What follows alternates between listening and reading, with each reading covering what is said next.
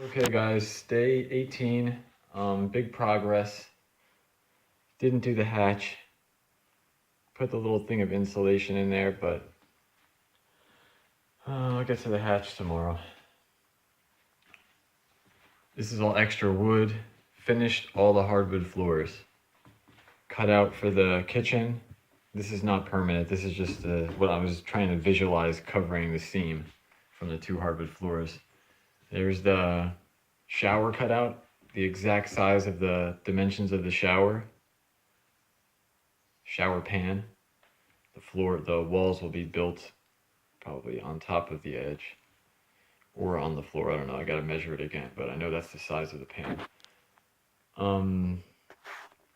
Yeah, this side came out fantastic, as you can see, but it was a lot harder to do because the wood was warped. All of that wood was warped. So what you see right there is I had to basically go through every single board. I mean, there was like 20 of these on this side that I didn't have to do anything to. But as I got to like this section going that way, all of these they were part of a plank that was warped. So I didn't want to just cut the boards and then lose the tongue on one side. So I went through every single board where it had the tongue on the short side and then the long tongue. And then I held the board and looked down the edge of the board and seen where it started to warp, and I marked them all and I cut them right before the warp. So it left me with smaller pieces of perfectly flat hardwood floor. So it was definitely a major chore to salvage all of this and still have it work as the hardwood floors intended to work. So all of these they do have a tongue on this side and then a tongue fully on that side, just like every other hardwood floor. See, like what happened was this board had a tongue and then it had a tongue on this side and then it was long and all of the rest of the board was warped. So I went through, I found that this part of this board was, this was the only salvageable piece, and I just cut it. So it still has a tongue, still has 2 tongues and a groove. So I had to do that to all of the boards, but as you can see, it came out beautiful. Really, really nice.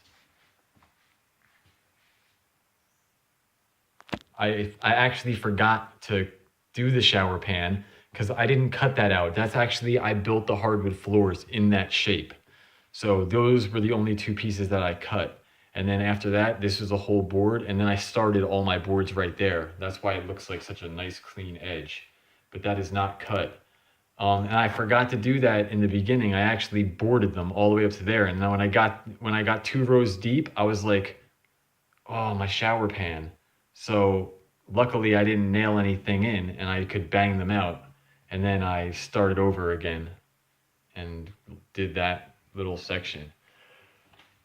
This hardwood floor is really hard. That's why it was obviously warped like so badly. Someone obviously put this in their house or they left it out. I don't know what the deal was, but whatever it was, either it was in a crazy humidity fluctuation or someone laid this. It doesn't look like someone laid it though. But if they did lay it, they forgot to put expansion gaps and it buckled. Whatever someone did it was ruined. But it came out really nice. Just got some primer. I'm about to start painting the ceiling and the walls and things like that. Not right now, but I just grabbed it at the store. It was on sale. So, yeah. Now I gotta go through and I just did caulk. See, I did the back door. I left like a little bit of space. It was like a little bit closer there, but then I bumped it up and then kept the same space all throughout the back door. And then, so you have the hardwood floors and underneath you have the subfloor, then the fairing strip. So I went through the back and caulked that one line, caulked another line, and then sealed it right up against that thing. So if any water ever leaked into this door, it would just be in a gully down there and it would flow right out because there's nothing that can get to this or get into there. It's all sealed off.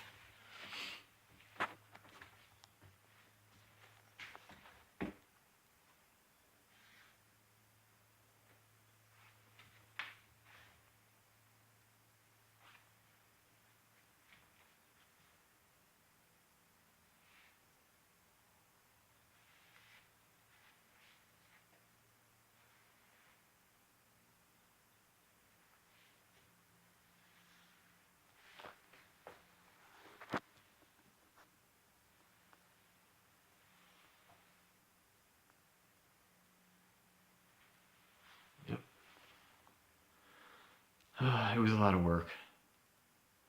I'm very happy this is done though. This was like, oh man. So happy, so happy. I feel like this was like the biggest milestone of the bus. Because, I mean, the subfloors are done, the floors primed, the subfloors are done. I got my shower pan cut out, I got my kitchen counter cut out. I got all my hardwood floors laid. I got insulated around the sides. The walls are already painted. Now, the next thing is to get rid of all this. Not going to get rid of it. I'm going to move it somewhere or get it outside of the bus. So, because tomorrow I'm going to go to Home Depot first thing in the morning. Oh, man. I thought I lost my wallet. I'm going to go to Home Depot first thing in the morning and get all the insulation for the walls and the studs for the walls. So that I'm going to do tomorrow. So tomorrow, the walls, both walls, will be studded and insulated and paneled. I'm doing that all tomorrow. I'm going to start like 6 in the morning and I'm not going to stop until it's finished.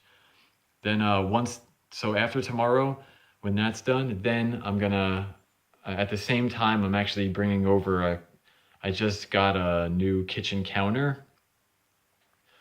So it's pretty much the same exact dimensions as this thing right there. So I'm going to extend it out a little bit to put a top open freezer on this side or that side. I don't know which one yet, probably this side. But one of those top open freezers that only runs on like an amp or two, and it turns on a couple hours a day just to keep the food frozen, and you can keep your refrigerated stuff in there after it's like modified. So that's what I'm going to do for the refrigerator. I'm not going to do one of those power draining refrigerators.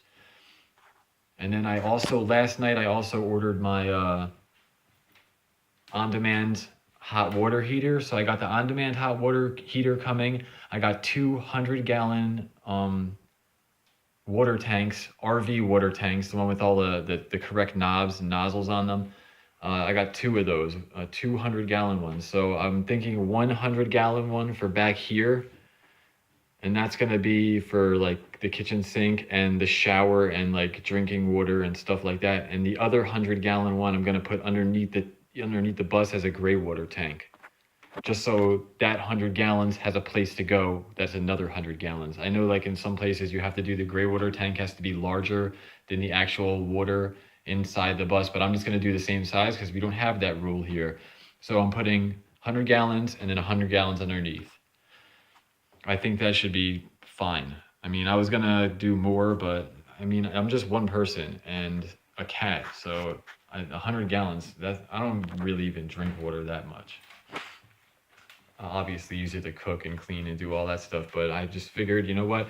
They were selling 40-gallon jugs a lot cheaper, like 40-gallon ones where you can get them for like $60. But 40 gallons is nothing. I mean, I can carry 40 gallons of water in here in like gas cans. I mean, that'll run out way too fast to be off grid with 40 gallons of water. So I feel like the 100-gallon is like if I ever did need more than that, or I wanted to stay off grid for a lot longer and I didn't have a water source, I actually plan on having a water source. But I could just buy another one. Just buy another 100-gallon one. I just don't want to put too much water on here because every a gallon weighs 8 pounds. So every 100 gallons is 800 pounds. That's a lot of weight. So I don't want to have like the bus weighing like 5,000 pounds of water.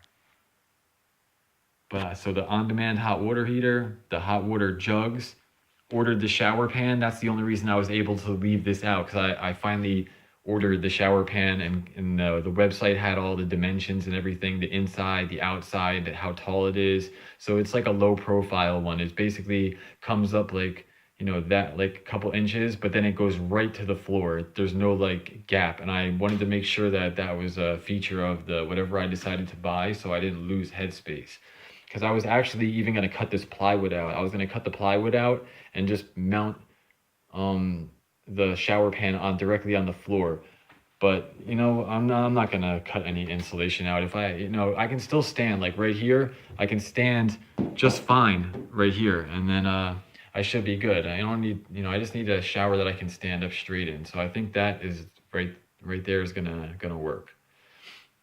I feel confident in that. I mean, with the hardwood floors, when I first made this mistake and I was going to leave it, I was thinking like, I'll just leave it and put the shower pan on top. I'm really happy I decided to just bang the boards back out and do it, because when I stood over here, I couldn't stand up straight. I was like, I could stand up like right there on the edge, but if I was to have boards over here, I'd be hitting my head. So I'm glad I didn't leave that. And what else? Broke a whole bunch of drill bits today, trying to drill through this crap. That wood is so hard, and drill bits are just cracking. You know what? Look at that. That's a drill bit I got to take out. I got that one stuck, couldn't get it out. So I just took it out of the chuck and just left it there. Get that out later. But yeah, that floor is so hard. So yeah, that's it. I want to build that hatch. Tomorrow if I have time. I'm probably going to end up building that tomorrow because I'm going to be working around here doing the walls. I'm probably going to stand on that and fall through or something. So I'll just build that first, get it out of the way. So yeah, that's it, guys. Day 18. Let me know what you think. If you guys have any questions, just, you guys can comment and ask, and I'll answer. Or, I'm going to be asking you guys some questions too, because there's some stuff that I don't know anything about. I mean, I've been doing my research, but when it comes to like the solar, I got it. I got the general concept down, and I kind of have a plan of like a real plan, not like, someone throwing it together and not really taking the time to research. I researched, but I just want to know like from what products are actually better than others and which ones are good, that will save money, that you don't need to buy the best. That's the stuff I don't know, because I don't know any brand like things about solar. But I do understand the whole 12, 24, 48 volt and which one's more efficient and what panels are better. And I know all that. I've done that research, but there's definitely some stuff on solar I'm going to need to ask some questions. So yeah, hope you enjoyed the video. Thank you.